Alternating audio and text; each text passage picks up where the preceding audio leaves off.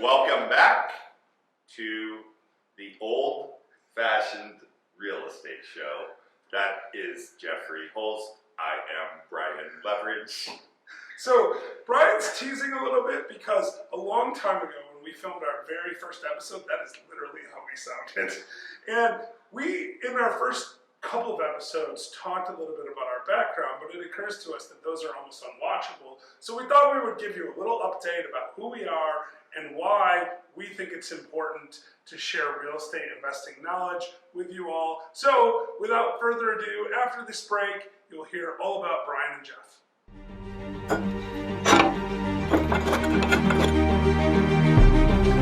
Welcome to the Old Fashioned Real Estate Show, where hosts Brian Levredge and Jeffrey Holst for our old fashioned real estate advice.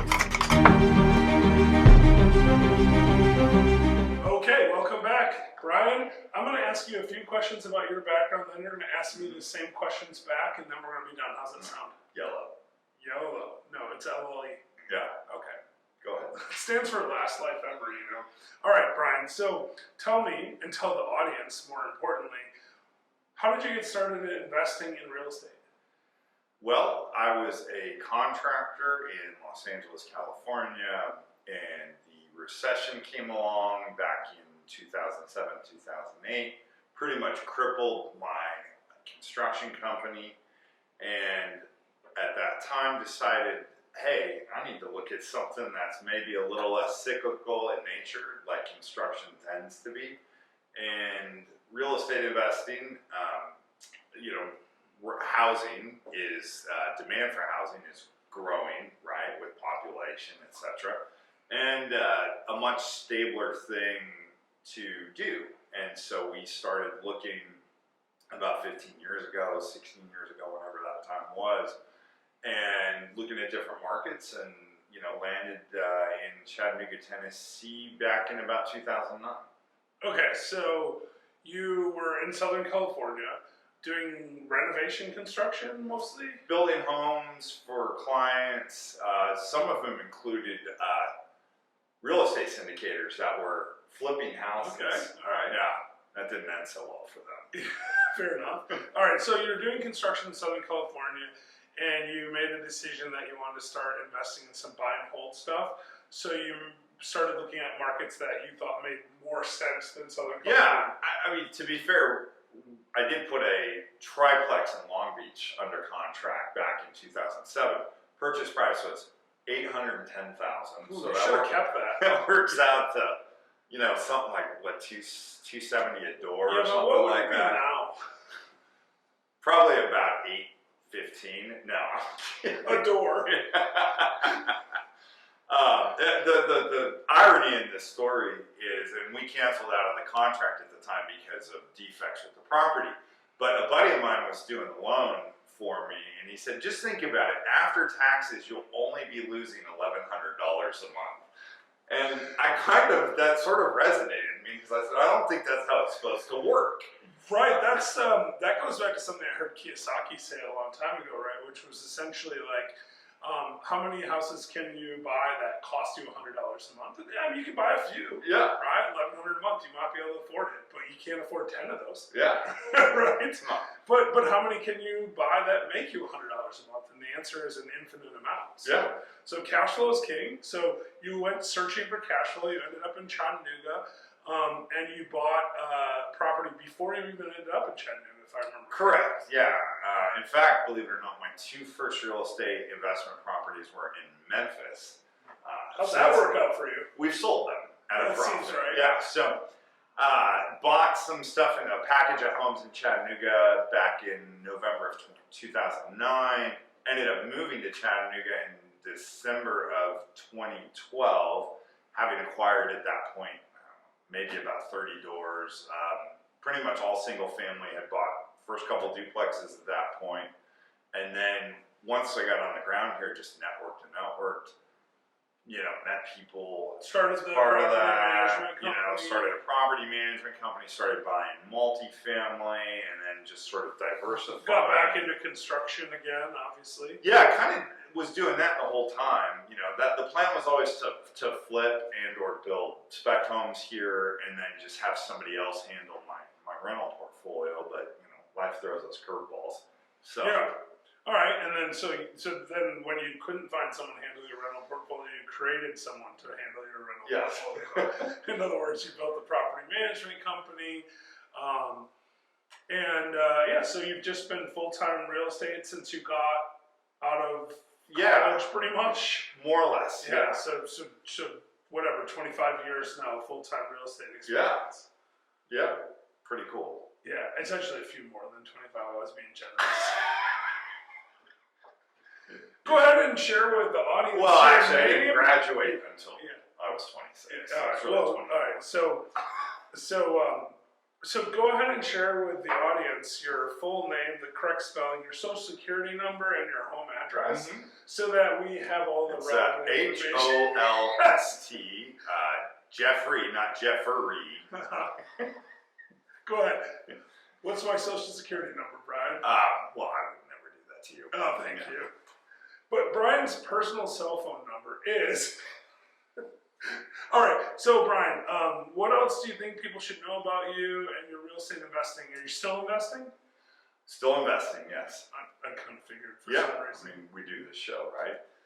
Well, we could do the show without being investors. There are a lot of people providing content that don't know what they're talking about. Sometimes that's even us. Yeah. But in this particular case, when we're talking about real estate, it is something we've done before. All right, well, I don't have any further questions for you, sir. All right. So, Jeff, yes. Tell us a little bit about yourself. How did you get your start in real estate investing and when? Well, I was always interested in real estate investing. In fact, I don't know if I ever told you this story, but when I was 15 and I was on my learner's permit, I was driving down through this kind of like rundown neighborhood, and I had my mom in the car, because I'm on the learner's permit. And I'm driving down, and I turned my head, and I said to my mom, "You see that giant building right there? Someday I want to own something like that." And I mean, it was just a giant vacant warehouse. Mm-hmm. It's still a giant vacant warehouse to this day. So good thing. Has your answer changed? Yes, it has. I do not want to buy a rundown giant vacant warehouse in a shady neighborhood. Yeah. But the idea was still there. I mean, I was thinking about real estate from a very young age. I would wake up at night and watch Carlton Sheets No Money Down infomercials when I was, not able to sleep, stuff like that. I read Rich Dad, Poor Dad when I was right out of high school, right when it first came out. But I didn't start investing in real estate. I just kind of went, I'm going to start investing in real estate at some point when I have money. And I went to school and I got a master's in business, and I went to law school, and then I became a lawyer, and I started doing general practice law. Eventually I converted that to bankruptcy law. During that time I was seeing a lot of people. This is when you were deciding to leave Southern California. 2007, 2008, I was seeing a lot of builders go under. I was finding a lot of bankruptcies for builders. Ironically also for trucking companies. Yeah. So I was doing a lot of trucking bankruptcies and a lot of real estate bankruptcies. In 2008, I then got sick with leukemia, which forced me into personal bankruptcy. And so at that point, having been fairly successful as a lawyer, and then getting forced into personal bankruptcy, I was like, I need to reinvent my life. So I moved to Chattanooga in 2010, and I did exactly the thing that someone who has seen a lot of bankruptcies in trucking and a lot of bankruptcies in real estate should do. I got involved in a transportation company and started buying real estate. Tell us about your first deal.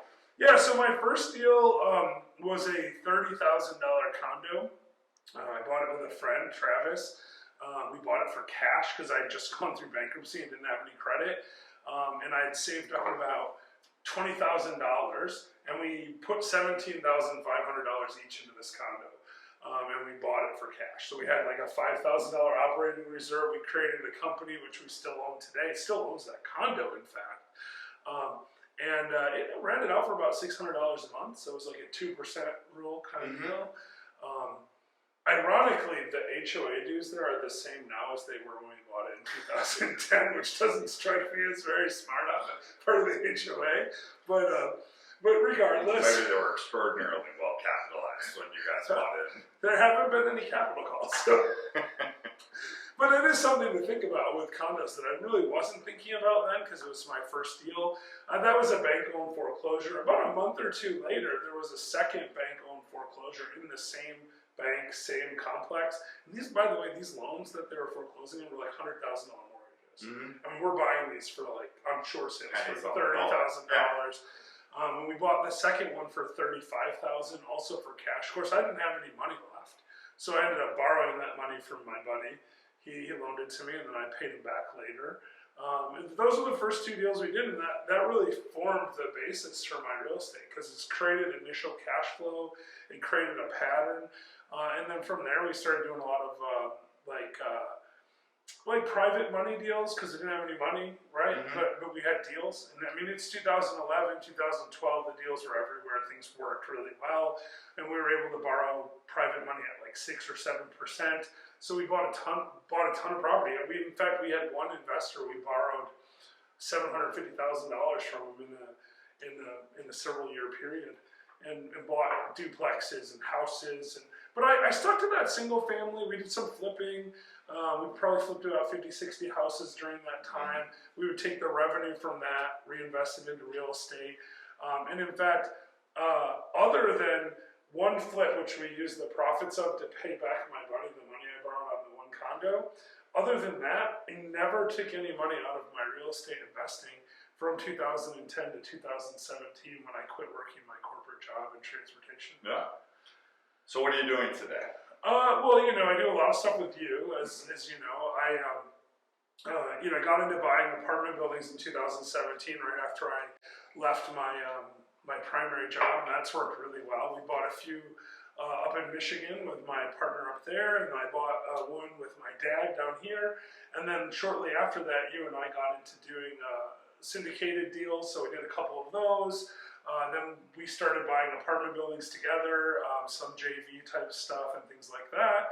And now we're sitting on, I think between my two portfolios, about 350 units of apartments, something like that. Maybe a touch more now. Not too bad. Yeah, it's worked out pretty well. I enjoy it, so that's good. It gives me a lot of financial freedom, which is one of the things that's been really important to me. As you know, I love to travel. So I'm just doing that kind of stuff. I wrote a book recently. Yeah. It was an Amazon bestseller for almost a whole day. So that was a win. But once a bestseller, always a bestseller. Nobody will ever take that from me. That's right. It's not like heavyweight champion of the world. That one they can take away, but this one you get to keep forever. So Brian, anything else people should know about you? I've got two boys. Love spending time with them. They're a pretty good age range apart. I like going out, being outdoors, hiking, boating, etc., things like that. Then again, that real estate affords the opportunity to do, and I get to actually spend probably more time with my boys as a result of that also. Yeah, no, and that's the thing, right? So like if I were giving anyone advice about why they should get investing in real estate, whether that's investing in other people's deals or doing your own deals or however you get involved, it's going to be just recognizing that the reason that you want to make money, frankly, is so that you can buy back your time as soon as possible, so that you can do the things that are important, like spend time with family, travel, give back to your community, whatever it is that's important to you, you're able to do it. And I think that's the real value, and that's why actually we do the show, because we started this show 4 years ago now. It's unbelievable, almost 5 years ago. And we started the show with the intent of giving back and giving people an opportunity to learn about real estate investing so that they too could enjoy the same kinds of freedoms that we do. Yeah. So get out there. Yeah, and buy some real estate. And like our show. Yeah, and subscribe. And also share it with your friends. And your parents. And send Brian a text message at 3... We'll see you next time.